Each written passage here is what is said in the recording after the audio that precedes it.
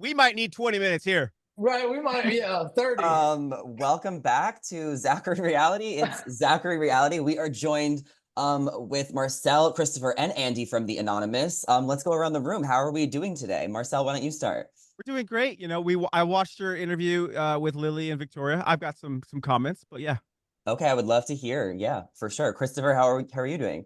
I'm good. I'm good. I mean, Marcel sent me some fun stuff last night, so I got a good laugh in, and Mr. should be a fun Fuckboy. conversation. Yeah, I guess. I mean, geez, that's crazy. But Andy? yeah, we're ready for it. Okay, and I'm doing great. You know, I was looking good through the finale, which is a lot of what I care about. You know, I carried myself well, and damn, yep, I passed the winning box off. But besides that, hey, everything's good. Everything's good. yeah. So just to get a temperature check, are we all happy with how the game ended? Are we happy Nina won, or are we feeling a little bitter? I think we're all very happy Nina won. Yeah, very happy. Dillon. Yeah, we're good. We love Nina. We love Nina. We do. We do. Everybody loves Nina. Yeah, we love Nina. Obviously, somehow, not sure, guys, how I missed all the conversations about how everybody figured out that she was 2 seasons in Survivor and her mother had won. Like I missed all of that. So, you also missed her tattoos on her forearm that are from her Survivor season. She wore bracelets the whole time. The whole time she had it covered. For God's sake! So I probably would have done a hell of a lot of a better job of making sure she didn't get that box at the end. But we all love her. She's amazing. Another part that we missed was her real name isn't Nina, so she kept grabbing your water bottle, Andy, because her name starts with an A. Correct. It's Alana. That's right. Alana. Okay, well, let's take it back a little bit.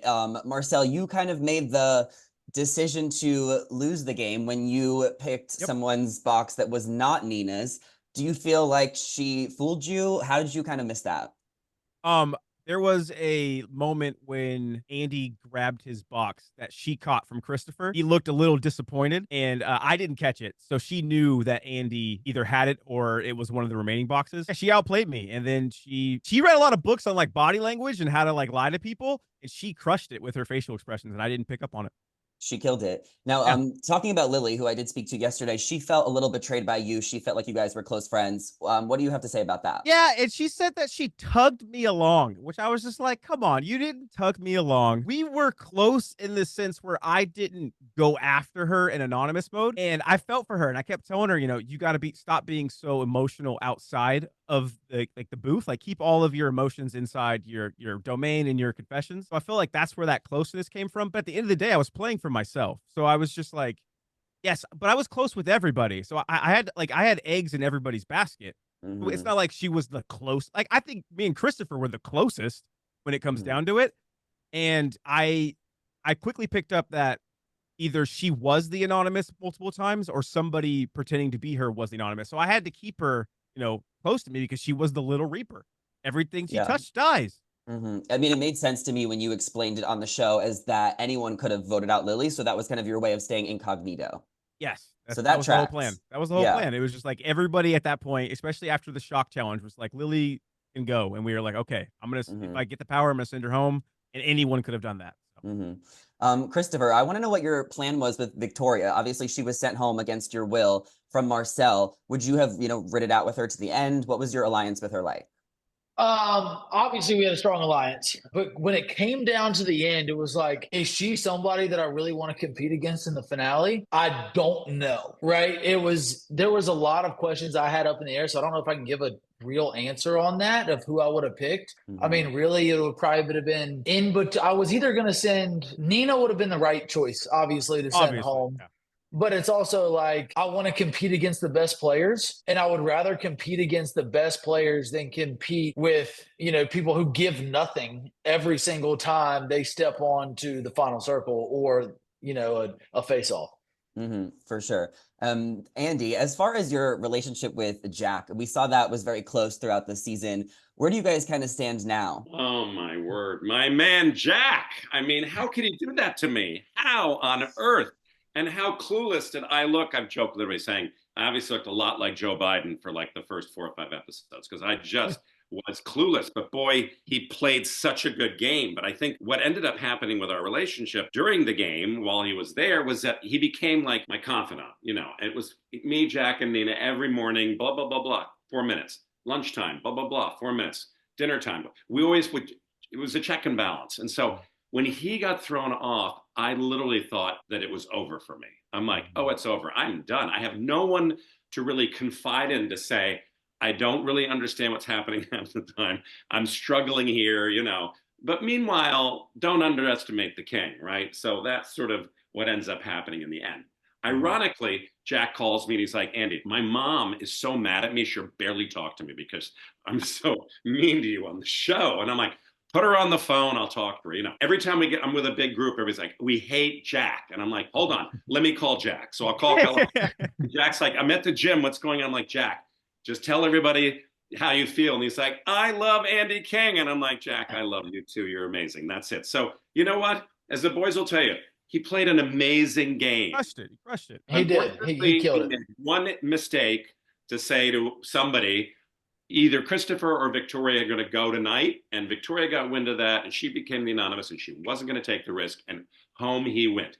And you could see his face. And obviously it was a pivotal part of the show when he had a breakdown when he was thrown off. Like screamed. And we're like, whoa. And it was definitely, he was a great guy to be playing with. And he was definitely missed after he was gone, for sure. I really thought he was going to win.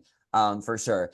Christopher, can you tell me about your relationship with Dillon throughout the show? We saw a lot of arguments. Like, it was very entertaining to watch. What was it like playing with him and where do you guys stand now? Dillon and I are like family. Okay. At the end of the day, we fight like brother and sister at the end of the day, right? Him and I have a incredible relationship to this day. Actually, I saw him a few weeks ago and he's an incredible human being and I got nothing but love for him. On the show, you put two big, loud personalities with each other. I loved watching back when he yelled at me, and he's like, you're loud, you're country as hell, you're not funny, blah, blah, blah, blah, blah. And I'm looking at him going, are you talking about you or me? like who are you talking about? So he's got a whole thing, his thing is Christopher is canceled, which bring it on, baby. Let's go. But he's an incredible human. Him and I always talk about it. I love him like a brother and always will. There's no love lost. I mean, it's all fun and games. We're on a game about lying and deceit. We're on a game about talking shit. If you can't handle it, then you shouldn't be here. So that's just how I feel about it. Yeah. And speaking about talking shit, Marcel, you kind of got called the sneaky guy, the manipulative guy. You were playing the game really hard. I want to know what your strategy was and what you changed about, let's say, your personality in this game versus who you are off of the show. I wouldn't say I changed much about my personality on the show at all.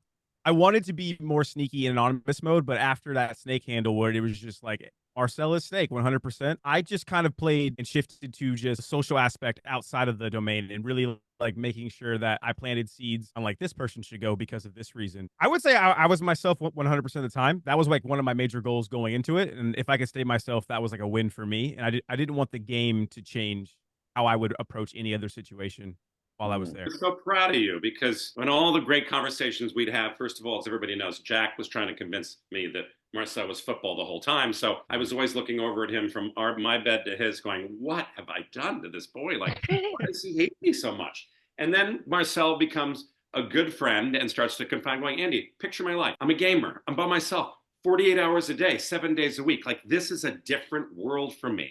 And by the end, Marcel, you were fucking shining. I mean, you were amazing. So I love that. I thought you were going to win for sure. We have to go in a couple of minutes, which is so sad. But we got to talk about Victoria.